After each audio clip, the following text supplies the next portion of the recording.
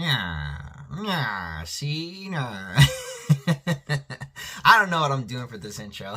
What's going on, guys, and welcome to my Spider-Noir Season 1 review. Now, it was kind of funny when I was making this review. I thought that it was going to be released episode by episode, but then I had to have my brother and my sister tell me, no, that's not what they do unless it's like their own stuff like Invincible or The Boys, but it's not their thing. It's Sony's thing. They were just working with they were just working on it together. So that's why it was all 8 episodes. They just kind of dropped, and I saw that and I was like, oh, well, I'm gonna have to do this differently. So I ended up having to. So I binged the whole thing. So I didn't want to, but I ended up binging the whole thing. And I was just kind of like writing notes as I was kind of like watching it. And I watched it in black and white. I thought about, my brother was really trying to tell me too. He's like, maybe you should watch it again in like color. I saw clips in color, and honestly it looked pretty good in color too. But I'm glad I did watch it in black and white. You know, it matches the aesthetic. You know, like anyone who's a fan of this version of Spider-Man knows like it's, you know, black and white. Comics are more black and white, you know, stuff like that. So you kind of have this idea of what it should be and the setting and everything. So that's why I ended up watching it in black and white. But I probably will watch it again in color, just the whole thing in color, just to kind of like, you know, kind of get a, you know, just to see how different it feels. But let me know in the comments before I do start. Did you watch it in color or did you watch it in black and white? Did you watch it in both? Do you plan on watching it again in color? That's what I'm probably going to end up doing. So, yeah, bit of a long intro here. But with that being said, let's go ahead and get started, shall we? So, what are my thoughts? Just initial thoughts on this. It wasn't what I thought. Now, you're probably hearing that and thinking, uh-oh. Is Michael gonna get all pissed off? No, I'm not actually. It was good. I think that it was overall a good show. You know, and it's interesting because this is technically our first Spider-Man live action TV show. You know, I remember like back in 2010. Yes, I'm that old. Back in 2010, when like they were like finishing up Smallville with Superman, and you know, a lot of Spider-Man fans, they were like, man, are we ever gonna get like a TV series style kind of like this? Batman kind of did with the Gotham show, even though it was more of a Jim Gordon show, but whatever. The point is, we were all like, where's the Spider-Man show? And we kind of sort of got it here with Ben Reilly's Spider-Man. So it's not Peter Parker, it's Ben Reilly. So I know a lot of people were saying, well, that's stupid. Let me tell you this. Let me just tell you something. Okay, Spider-Man is not supposed to smoke or drink. Okay, that's kind of like one of the big rules that Stan Lee kind of made with Spider-Man, is he's like, he doesn't smoke and he doesn't drink. Ben Reilly does. So in this show, you see him do that. So I think, like, I know there's a different reason, but I would say that this is probably a better reason, where it's like, Spider-Man does not smoke or drink. So this version of him having a different name, being Ben Reilly instead of Peter Parker, I think is a better decision, honestly. I actually I got used to it, honestly, and I thought it was more appropriate. Because, honestly, if it was Peter Parker, Stan Lee would be kind of, you know, rolling in his grave right now, alright? But luckily, that's not what happened. But I get it, some people are kind of, like, they think we're stupid, you know, we're not going to know the difference. No, I think we do know the difference, and I think they do know that, but I think, again, Stan Lee going to be rolling his grave if we don't want that, okay? We want him to rest peacefully as best as we can, you know what I mean? So with that being said, let me get into a little bit of, like, why it wasn't what I thought. So, number one, like I said, I got debated. So when I think of Spider-Noir, I think of, like, you know, the black and white, very dark, grim, you know, kind of like this very, like, you know, serious deadly spider, right? That's what I think of when I think of Noir. But obviously, with Noir, he's not as strong as the normal Spider-Man, Peter Parker, so obviously he's not going to be like... And there are fight scenes in this where, like, he's fighting, and they make sense, because, again, this version of Spider-Man is not... he's not as strong. Remember, even in the comics, he's not as strong as the normal 616 Peter Parker Spider-Man. Or a lot of them, to be honest. A lot of those versions, to be honest. So he's definitely the weaker one here. But what I did not expect was he's older. So this is not what I thought it was, in the sense of, oh, okay, it's going to be like, you know, that kind of like the game where he's like doing stealth takedowns and like he's in the dark and he's... No, he's actually in the daytime quite a lot in this show, and, you know, when he does have fights, they're during the day, and some of them are at night, but a good chunk of them are in the day. A lot, he's in the daytime a lot, actually, weirdly enough.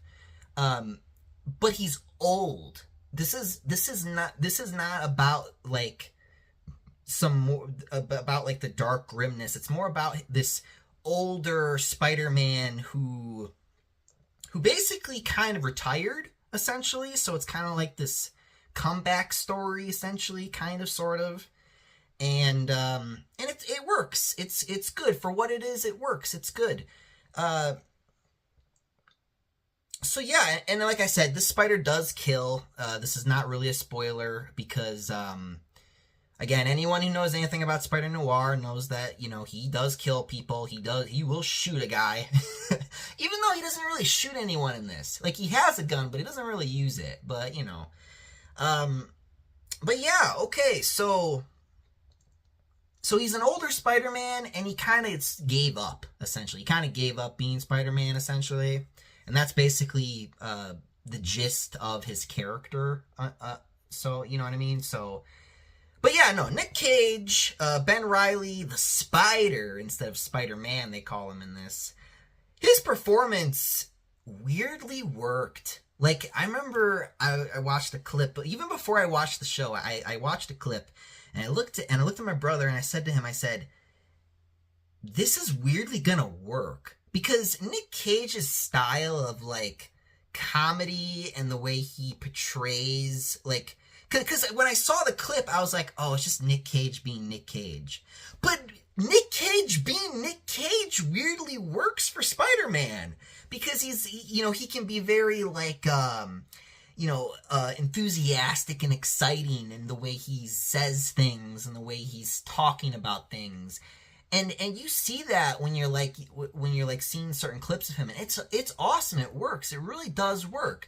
And I remember when I was watching it, I said to myself, I wish I got to see something like this with him like 10 years ago, when he was like younger, just a little bit younger, because obviously he's older, so this affects the fight scenes a little bit. But I am getting ahead of myself a little bit. We're not talking about that yet. We're just talking about his performance in general. And it was really good. He was really funny. Like, I had some general laugh out loud, having to catch my breath moments, because he just gave this amazing performance, this spectacular performance, as this older, grizzled Ben Reilly Spider-Man that I was really not expecting to enjoy as much as I did. And it worked. It just worked. It was crazy to me how it worked, you know. But again, the quips were good. Like, he just did such a great job. I was so surprised. I remember I was so worried. I was like, I don't know if this is gonna work. He's kind of old now. Like how are they gonna do it? And yeah, they unfortunately did it a certain way, but it weirdly worked, you know. So, and again, he is an older Spider-Man. But I will say, he could have narrated a bit more. He narrated at the beginning of the show, and then he never really did it again.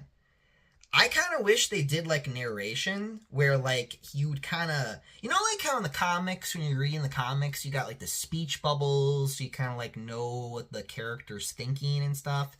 I kind of wish they did that with, like, with this version of the Spider, like, of Noir here, because I feel like it would have worked better. It would have fit the aesthetic, like he, like kind of like that.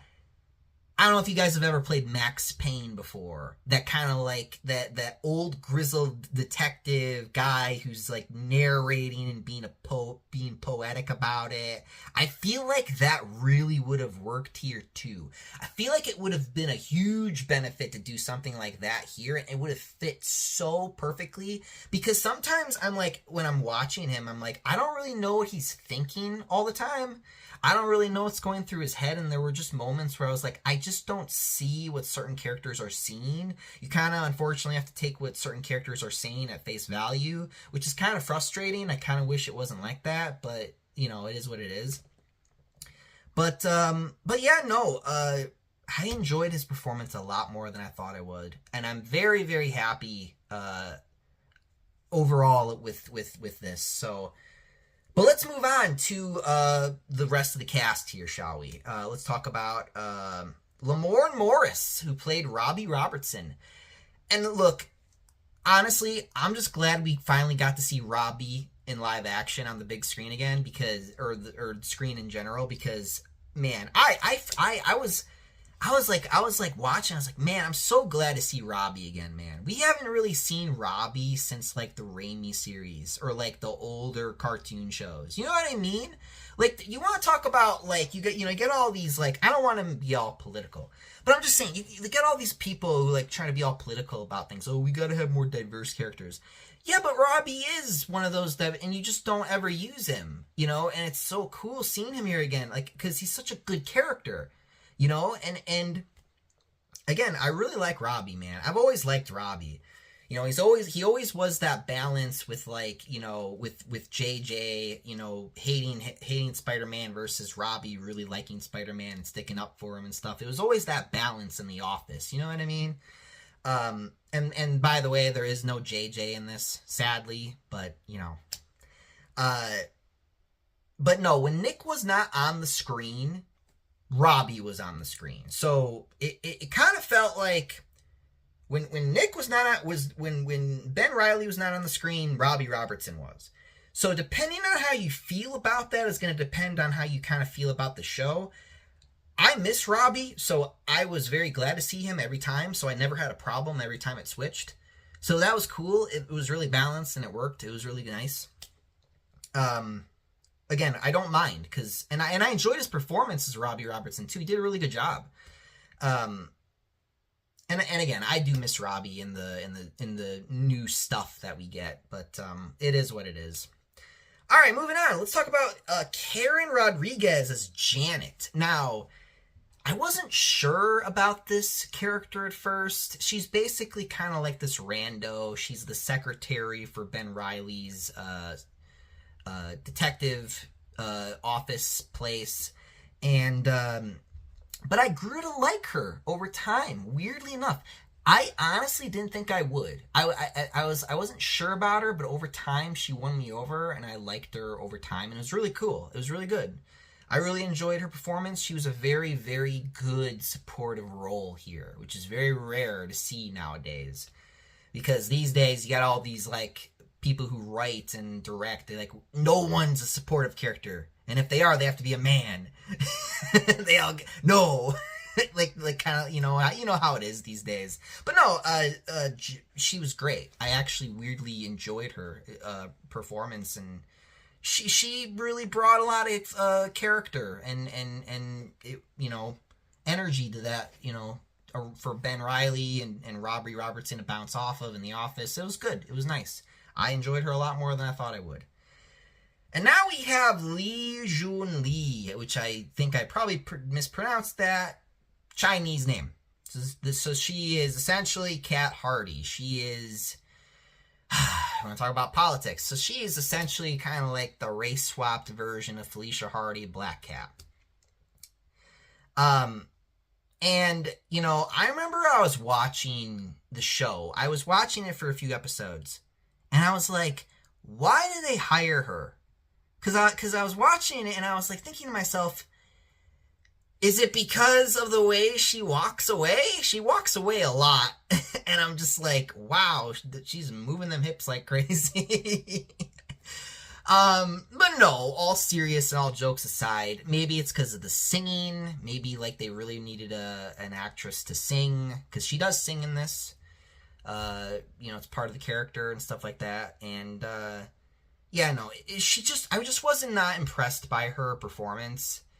But I think I blame the script for that a little bit more. And again, I could get over the race change. I was sitting there and I was like, after the first few episodes, I just started accepting it. And I was like, okay, fine, whatever. Not a big deal. Different universe, right?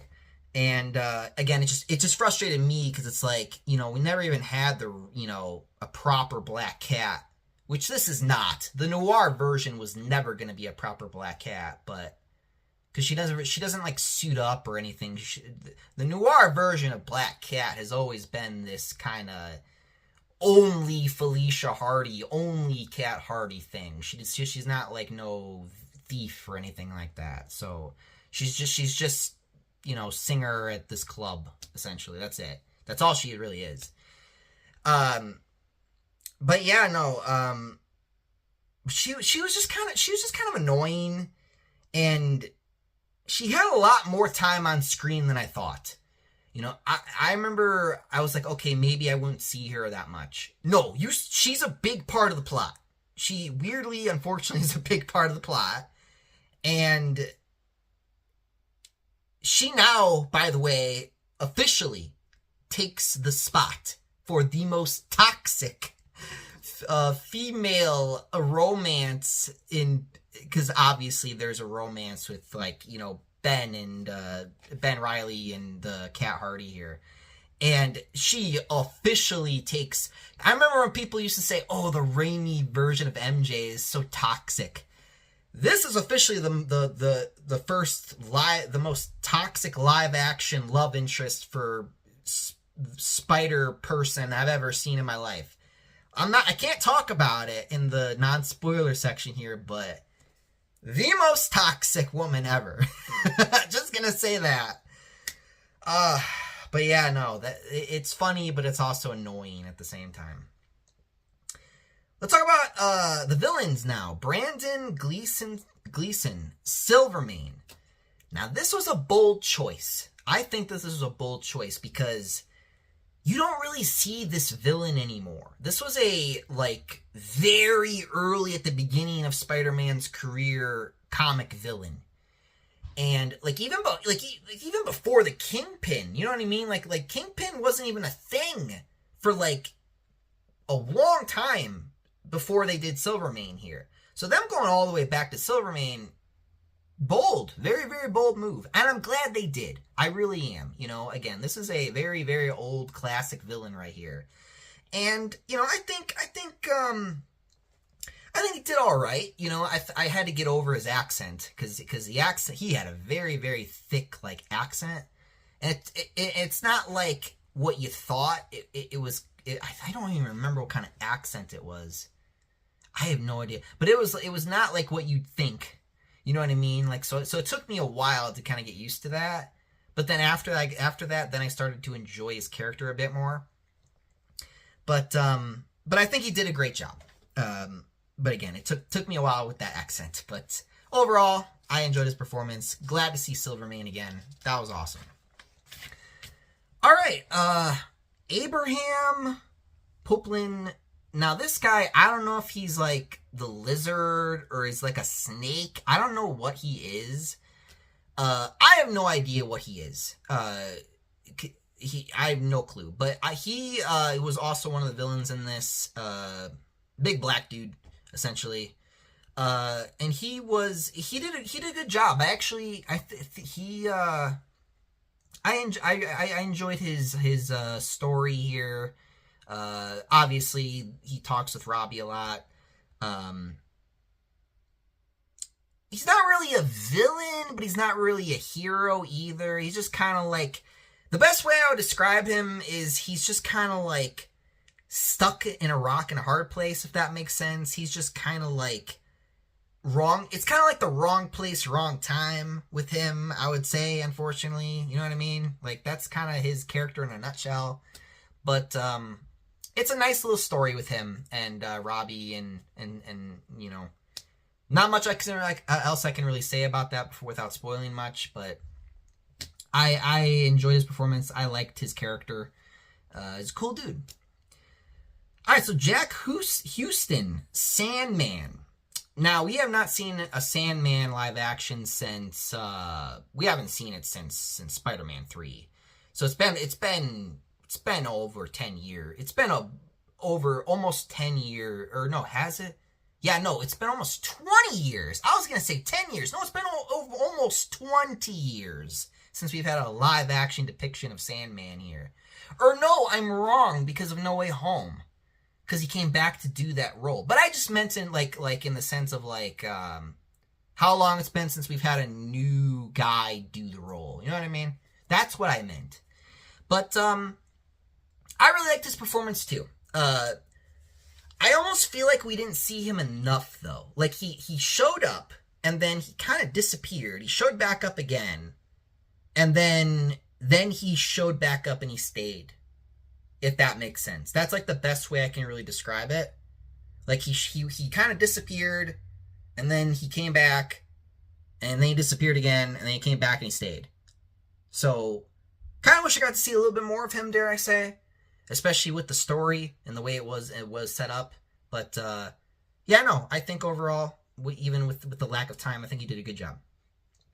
Now, Joe Massigal? I think that's how you pronounce that. I can't spell, guys. Megawatt. I thought he was Electro, but I guess they decided to give him a different name. So, Megawatt here, I'm mixed with him a little bit, honestly. He was the type of villain in this where he liked to be very poetic with his villainy, if that makes sense. Which made him a bit weird. And but it did work in the sense of like making him feel like this unstable villain who could really pop at any time or betray you at any time. I can't say much more than that. Which it was interesting at times. It was definitely interesting and tense, dare I say, at times. But again, I think, you know, it was more for the sake of the plot versus like, but again, they did a good job to write it in a way where like you don't know when this guy is gonna just kind of turn heel on anybody. And it was interesting. It was cool. He did a good job. I did really enjoy his performance as well. I just didn't really feel the poetic villain thing where he was speaking in this poetry of like kind of like this guy on like one of those plays you see where he's like on the stage and he's like on the stage and he's giving this performance, right? That's kind of the way he's acting essentially. Not like in the show, I just mean like in general, that's like how the character is. Or that's how he's presented the character. So, yeah, depending on who you are, you may or may not like that. And that's basically the characters in a nutshell here. Let's do pros and cons. So, let's start with pros. The things I liked. The setting and the atmosphere. The setting and the atmosphere, I really liked it. It probably was enhanced for me because I watched it in the black and white. But like I said, I am wondering if it might be good, if not better, in the color. Let me know if you guys have seen that, by the way, and you think if I should watch it in color or not. I probably end up will, but I don't know if it's better or if it's the same or if it's worse or what. I don't know. But I really did enjoy the setting and the atmosphere here. It really, really worked. Really worked with the tones. The intro was cool. They have like an intro with you know, like a song playing and like the way they kind of did the shots and like the web and the kind of like stuff like that. Like it was cool. I watched it and it was funny because I was like watching it because I was trying to see like if there were familiar names. The only familiar name was Amy Pascal that I saw there. Amy Pascal has been here since like the Raimi days, guys. She's been here a long time. Depending on who you are, you may or may hate her. Depends on who you are. But yeah, she's here. They did change the writers. That was one of the things I did notice. That's one of the reasons why I was glad I watched the cutscene thing before the whole show sometimes, because it kind of showed me that there were like different writers and directors for each episode. But what's funny is, what's good is that it didn't matter because each episode always felt tonally the same. That's good, because sometimes you'll have like different writers come in and they'll write something and they'll completely fuck everything up. So I am glad they were able to like have different writers in the room, but at least make it so it's coherent and the tones stay the same and everything's, stable. That it's very stable. Like the tone stable, the writing stable, and that's good. That's really good. Again, because you always get this concern of like too many cooks in the kitchen and stuff like that. So, yeah. The acting was great overall, like I said before. Yeah, there were a few people here and there that I kind of had a problem with, but, stuff in my mouth. There were, like I said, a few actresses, which I was like kind of iffy with, but like I said, overall, but there wasn't anyone in here that I disliked, which is good. So that's good. So like I said, overall, I enjoyed everyone's performance. Now the fight scenes. This is a pro for me and a con. I'll probably talk about this a bit more, maybe in the spoilers. But what I can say positively about the fights is they're street level. We don't have the over-the-top Tom Holland style, in space, stuff like that. No, it's very grounded. The fight scenes are very grounded. They're in the street. And that's good. It's really good that we finally brought him back, at least this version of him, back to a grounded, street-level fights. That's good. I did enjoy that. Most of them. Another pro I wrote down is Nick Cage as this older Spider-Man, which I've kind of already talked about earlier, but again, I just want to reiterate, like, I really did enjoy his version of Spider-Man a lot more than I thought I would. I remember, like I said, I thought it was gonna be too Nick Cage being Nick Cage, but like I said, it weirdly worked, him just being, you know what I mean? Like he somehow managed to put himself in it while also putting Spider-Man in it, if that makes sense. Like, it's his personality mixed with Spider-Man's personality, if that makes sense. That's like the best way I can really describe it. And it works, and it's really good. So again, I can't spoil it, but there was this scene where Nick Cage is like kind of like in this bar, and he gives like this speech to these villains, and it was really good. And again, it just kind of showed like he really understands like who Spider-Man is and his character, and the way he says it is really beautifully written. And I really enjoyed it. I'll talk more about it in the spoiler section, but I really enjoyed just again his performance, and like some of the times where he just kind of talk about being Spider-Man or being the Spider, as they call it in the show. All right, so let's talk about the cons.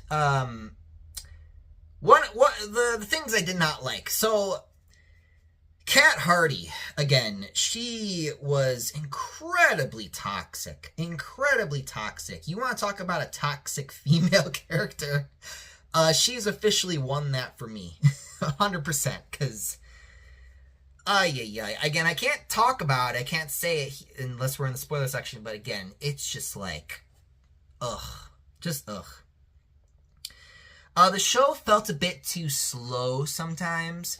I would say, like, the beginning of it was really good. And then, like, when we got around the middle of it, it got a little slow. And then it kind of was slow toward the end. Well, it kind of picked up a little bit, and then it got slow again. So it was good. It was paced well, then it slowed down, then it went pretty quick, and then it slowed down again. That's like the best way I can describe that. And so the pace was a bit rough at the end, but yeah. So what else can I say? The final fight. So this is me going back to the cons of the fight scenes. The final fight, unfortunately, felt, for me, it felt very, it felt like all the other fights. You know what I mean? Like the only difference is that it's just like a little bit bigger, just a little bit bigger of a threat than it was the last time. You know, you're still in the street fighting. There's not really no big set piece that much. So, yeah, like, there's not much else I can really say to that without spoiling anything, but, yeah, if you guys know what I'm talking about, you know what I'm talking about. The final thing I didn't like about this show, was there was a love triangle here, if you could even call it that.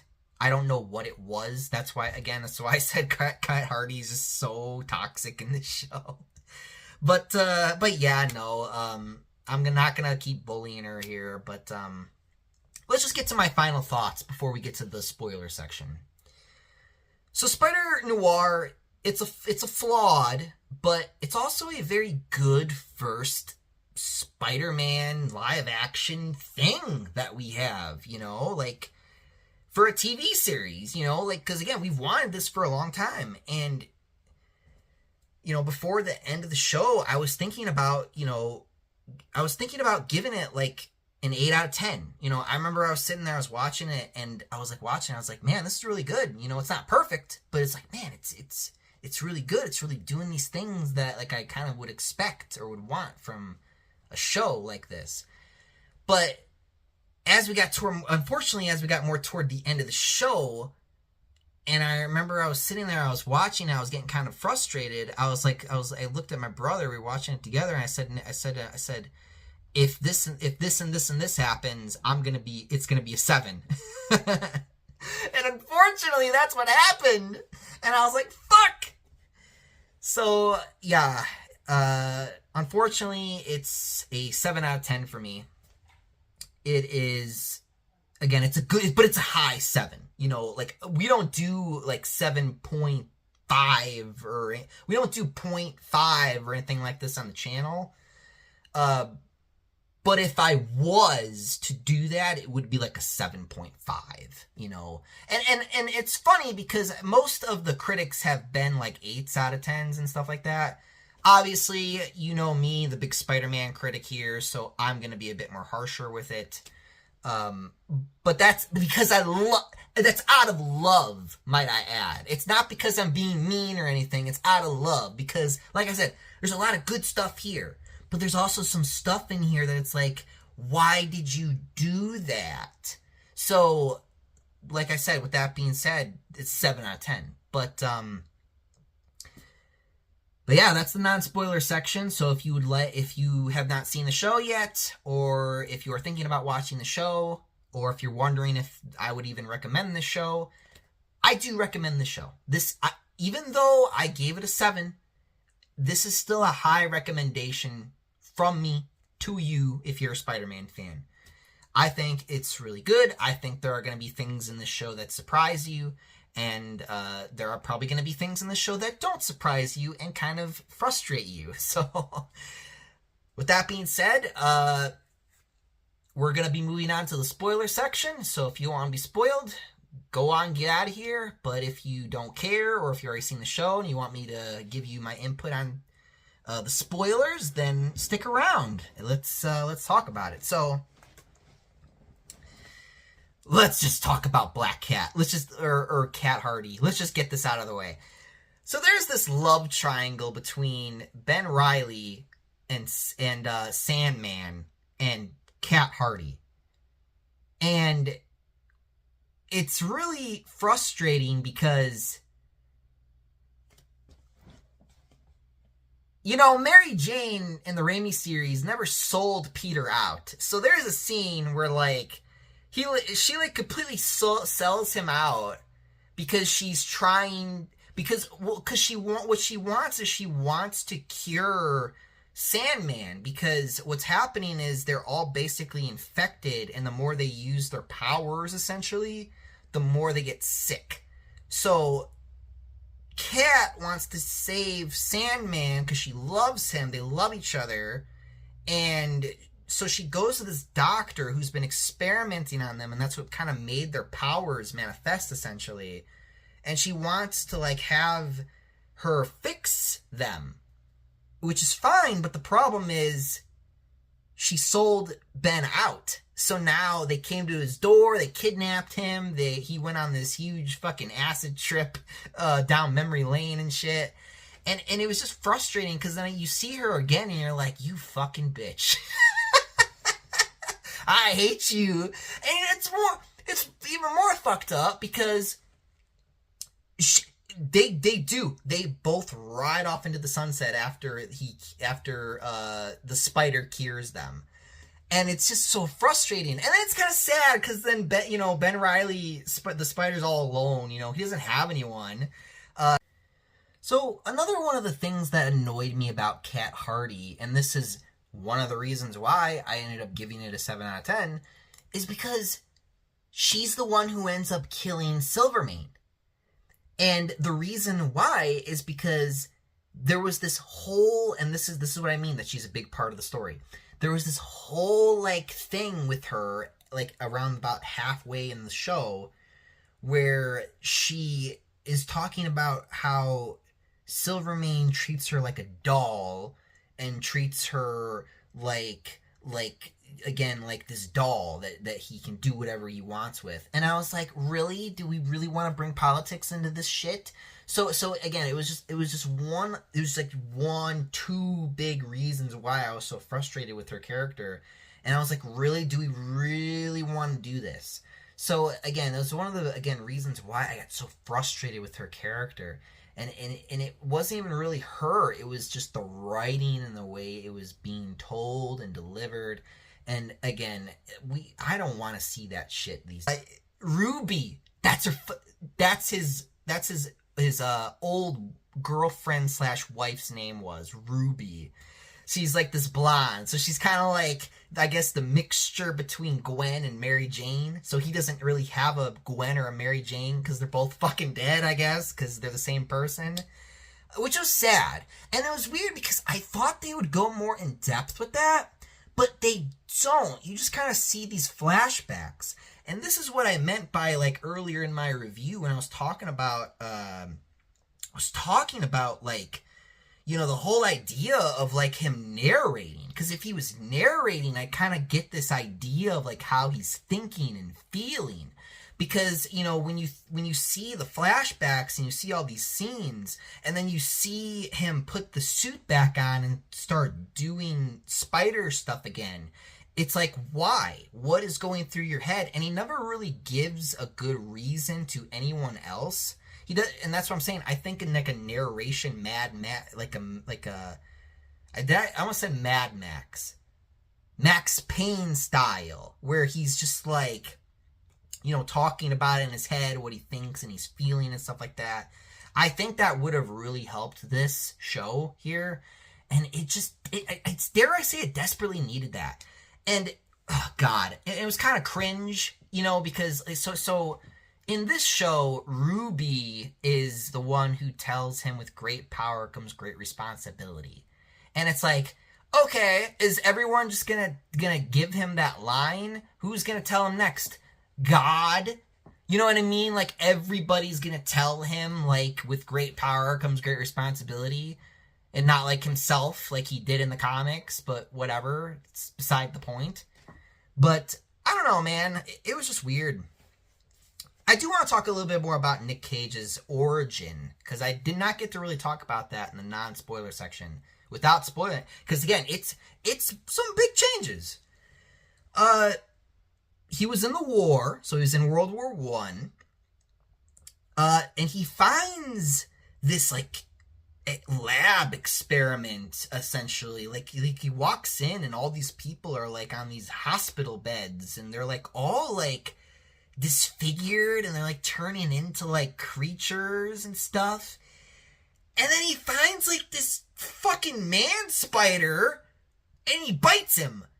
So instead of like a spider that bites like Peter or something like that, no, it was like a man spider. And it was like this fucking like horror show at that point. I was like, holy shit.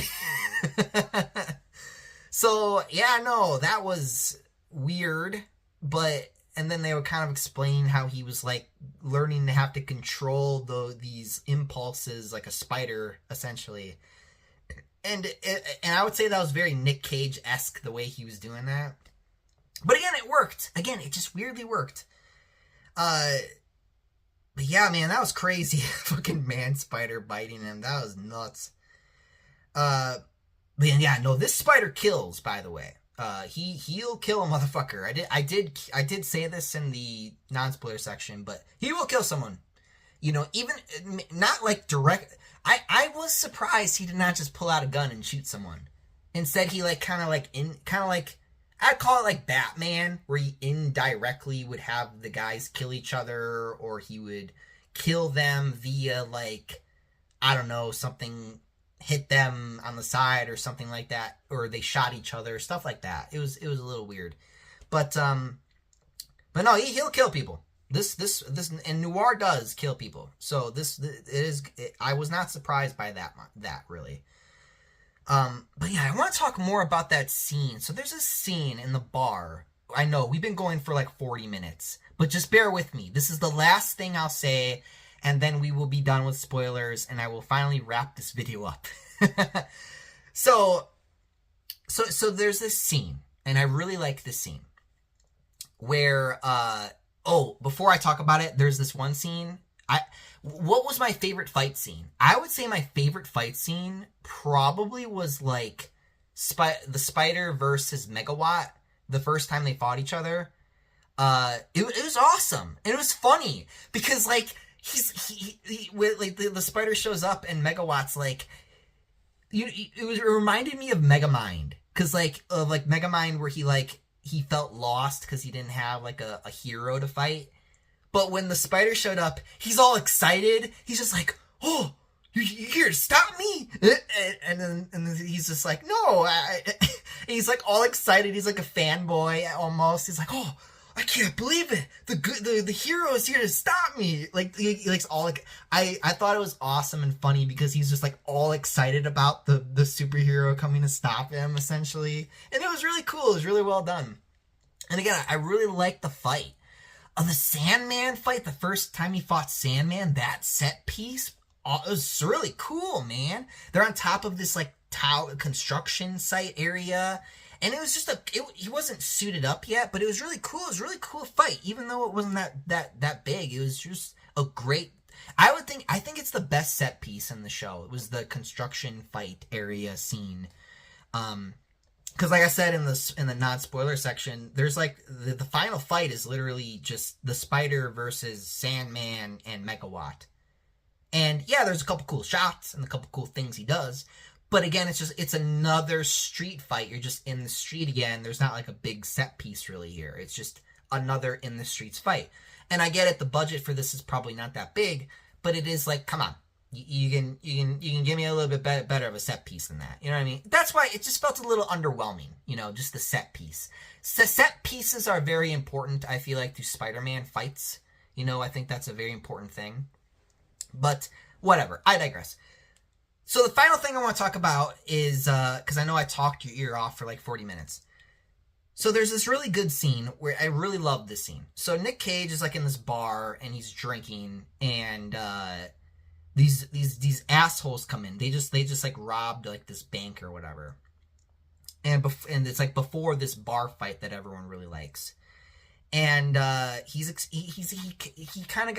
getting irritated with them because they were talking shit about the Spider, right? They were talking shit about the superhero, and he turns and he looks at them. He's just like, you know, like he was like explaining to them. He was like, you know, like you just got the Spider is just out there saving people, and no one ever cares about how he gets gets, sad, lonely, or tired. And I really like that scene because, again, sometimes people forget this, even Peter, especially with Peter Parker Spider-Man. He's just a normal dude. He gets angry, he gets sad, he gets tired, he gets pissed off. Like he's a normal guy, and again, that he just wants to quit sometimes. He hates his life, he hates his responsibilities, but that's life. That's just life. That's just how things are. You think I want to go to work instead of being here making videos for you guys? I would love to just sit on my ass and just keep making videos for you guys and do nothing. But I have to make money. I have to get up, be an adult, and make money, even if I hate where I'm doing sometimes. Even when I get pissed off and angry, I'm like, I don't want to do this shit anymore.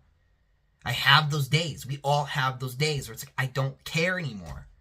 And I think that is what made me really, really like this version of his Spider-Man, this older Spider-Man, because again, it is very accurate to how he kind of be. Like, I don't want to do this anymore, but I have to, type of thing. Because that's the whole point, and that's really good. But, again, I think people just forget he's a normal guy, and he's like everyone else, except his responsibilities are just greater than all of ours, like, it's just, and it can be a lot for him, and it's, again, it's a lot. So I don't know, that's all I really got to say. Please don't be talking about spoilers in the comments, even though I know it's very tempting. Maybe we'll do a live stream and talk about it with the spoilers, but probably would prefer we don't do that in the comment section. Just talk about, like, just tell me how you felt about the show and what you thought of it, stuff like that, and characters and stuff. I don't want to, spoil anything for anyone who hasn't seen it. Because, like I said, I do think you should see the show. If you haven't seen the show, give it a watch. Good show. I highly recommend it, even though I, was very critical of it. So, with that being said, thank you so much for watching. And I'm out of here. Up, and away. Web. See you guys. Wherever they